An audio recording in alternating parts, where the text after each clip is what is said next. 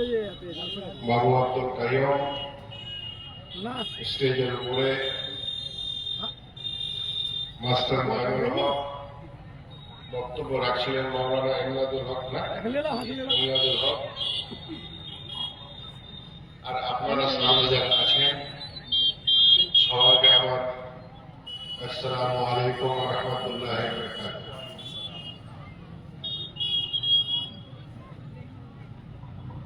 সময় আমাদের এখন খুব একটা ভালো দিকে যাচ্ছে, তবে আমরা তো বুড়ো হয়ে গেছি, 60 বছর পার হয়ে গেছে। আমার তকলিফ বা একটা কথা যে আমি বলবো আমার এই সামান্য সামনের বাচ্চাগুলো বসে আছে তাদের উদ্দেশ্যে, যারা বুড়া হয়ে গেছে তাদের আর কিছু করারও নেই, ওদের কাছে ওদের জন্য বক্তব্য নেই। ভুল আমরা করেছি, সাজা বাচ্চাগুলো পাচ্ছে। বুঝতে পেরেছেন? আমি শিক্ষা গ্রহণ করিনি ফলে আমার বাচ্চাকে আমি শিক্ষা দিতে পারিনি, আর শিক্ষা দিতে না পারার কারণে আজকে অবস্থাটা আমাদের এখানে এই জায়গায় দাঁড়িয়ে আছে।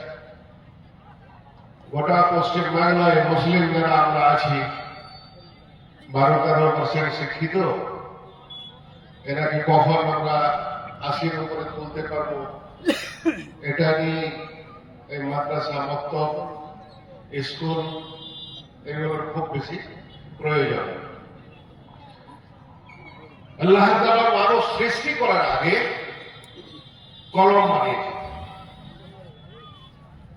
কলম বানিয়েছিলেন যে বান্দারা আমার পৃথিবীতে গিয়ে লেখাপড়া শিখবে। তো এখন যদি ভাগ করতে যাই তাহলে আমরা তো সবাই আল্লাহর সৃষ্টি, তাহলে আমরা মুসলিম হিসাবে তো যখন রাসূলুল্লাহ সাল্লাল্লাহু আলাইহি সাল্লামকে মানি তাহলে আল্লাহর কাছে আমরা বেশি কাছাকাছি। মানলে না মানলে যেমন একটা গরু ছাগল বুঝে না কিছু, আমরা মানুষ হিসাবে সেই অজ্ঞান অজ্ঞতা থেকে যাচ্ছে। সৃষ্টি করলো আমাদের 18,000 মখলুকাতের নাম আছে, কিন্তু বর্তমান সায়েন্স বা কিছু আবিষ্কার বলছে 18,000-এর অনেক আরো বেশি আছে আল্লাহ তাআলার সৃষ্টি। তাহলে আমরা মানুষ আশরাফুল মখলুকাত, যত জিনিসকে সৃষ্টি করেছে তার মধ্যে উত্তম, তা উত্তমের জায়গা, ভালো জায়গাতে আমরা আছি কি? এটা আমার প্রশ্ন। আমি আপনাদের কাছে আমার নিজের কাছে সওয়ালটা করছি, কারণ মানুষকেই করতে বলা হয়েছে। কোন বাঘ, কোন ভালুক, কোন হরিণ, কোন মহিষ, কোন জানোয়ার বা আর যা আছে এরাকে লেখাপড়া করার হুকুমটা নেই। এমনকি রাসূলুল্লাহ সাল্লাল্লাহু আলাইহি সাল্লাম বলেছেন শিক্ষার জন্য পৃথিবীর যে কোনো প্রান্তে তুমি যাও, যেতে পারো।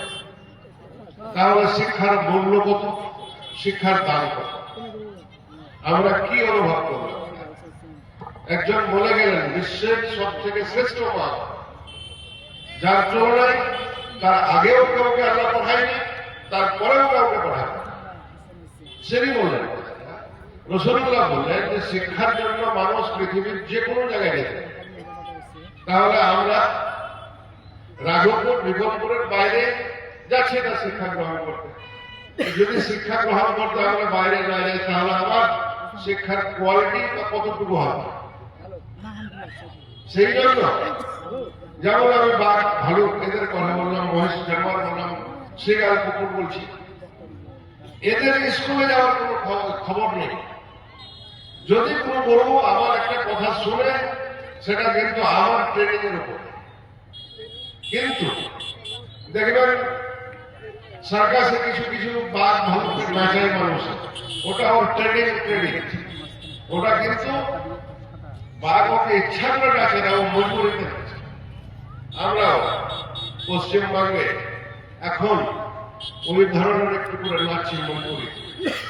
পরিস্থিতি আমাদের এমন একটা জায়গায় নিয়ে আসে, যদি বলতে যাই তাহলে দেখেন রেকর্ডিং শুনছিলাম আজকে আমাদের মুখ্যমন্ত্রী কতগুলো মন্দির বানিয়েছে ও নিজেই বলছে, প্রকাশ্যে আমরা জানি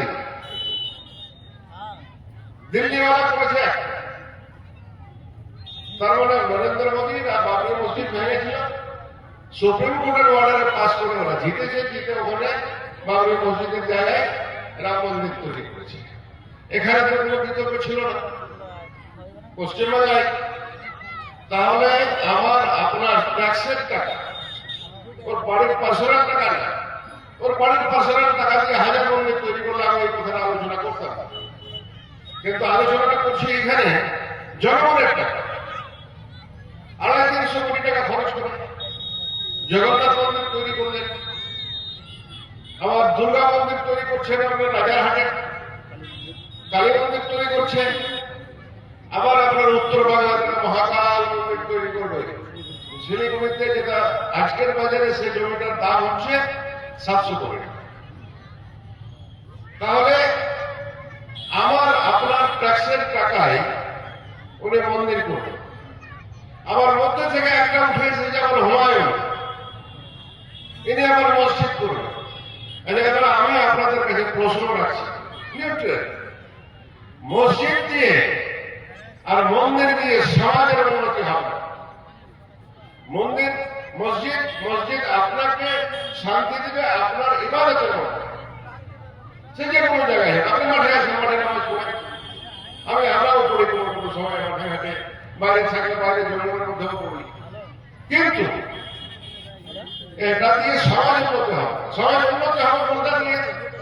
শিক্ষা প্রতিষ্ঠানে কম্পিটিশন হওয়া উচিত ছিল নরেন্দ্র মোদী আর মমতা ব্যানার্জি। তুমি একটা স্কুল তৈরি করলে আমি দুটা স্কুল তৈরি করব, তুমি একটা ইউনিভার্সিটি তৈরি করলে আমি দুটা ইউনিভার্সিটি তৈরি করব, তুমি একটা হসপিটাল তৈরি করলে আমি দুটা হসপিটাল তৈরি করব। তাহলে এই কম্পিটিশন যদি হতো তাহলে বাংলা এবং ভারতবর্ষে অনেকটা মঙ্গল হতো, উন্নতি হতো। কিন্তু এখানে ধর্মান্ধ করে আজকে আপনারা আমার বয়সী যারা আছেন তারা একটা অনুভব করছে, এরা দুইজন আমাদের কোথায় নিয়ে গেল। হিন্দু মুসলিম ভ্রাতৃত্ব যেখানে আমাদের ছিল এত সুন্দর, সেখানে হিন্দু মুসলিম একটা ভাগ বিভাজন করছে, একটু দূরাদূরি নিয়ে যাওয়ার চেষ্টা করছে। কিন্তু আমার এই দেশ নজরুল ইসলামের দেশ, এই দেশ কবি রবীন্দ্রনাথ ঠাকুরের দেশ। এখানে হিন্দু মুসলমান করতে ওরা পারবে না, এটা আমরা শক্তি দিয়ে বুঝে নিয়েছি। এসআইআর আমাদের পরবর্তী ভারতবর্ষের মধ্যে পশ্চিমবাংলার মধ্যে এটা ভালো জায়গায় গেছে। এর জন্য ক্রেডিটটা আমাদের, আপনার। আমার কাগজ যদি ঠিক না থাকতো কে ঠিক করে দেবে? আমরা সবার কাগজপত্র ঠিক রেখেছিলাম বলে আমাদের কাজটা ভালো হয়েছে, যাদের ঠিক ছিল না তারা ভালো করতে পারেনি। ফলে কেউ এসে বলছে আমি এখানে আছি বলে ঠিক হয়েছে, তাই না? তুমি কোনটা কাগজ ঠিক করেছো? একটাও তোমার হাত থেকে কাগজ ঠিক হয়নি, তাহলে তুমি বলছো আমি আছি এখানে বলে ঠিক হয়েছে, সেটা কথা নয়। কথা হচ্ছে আমাদের এখানে আবার একটা জায়গা চলছে বিকট রসাঘটা, আপনার সহায় জায়গা আছে, হয়তো আপনিও যাচ্ছেন সেখানে, গেলে দেখবেন যদি আপনি রায়গঞ্জ থেকে যান ডান দিকে দেখবেন দোতলা দুটো মদের দোকান হয়েছে। আমাদের উন্নয়ন হয়েছে এইটা, আমরা পেয়েছি এটা। আজকে সোহাগওয়ালা, হলদিবাড়িওয়ালা, দমহারের লোক, বিকুড়ের লোক, সোহারের লোক, পাণ্ডবপুরের লোক, করণদেবীর লোক, এইরকম ছেলেগুলোকে 18-20 বছর 22 বছর ছেলেদেরকে সামাল দিতে পারছে না, বাপের পকেট থেকে টাকা চুরি করছে আর মদের দোকানে গিয়ে মদ কিনে খাচ্ছে। এমন একটা বিপদের মধ্যে পড়েছে। বলেছি ওখানে ওই লোকগুলোকে আপনারা একটা হসপিটাল লেখেন, আমি এর ব্যবস্থা করছি।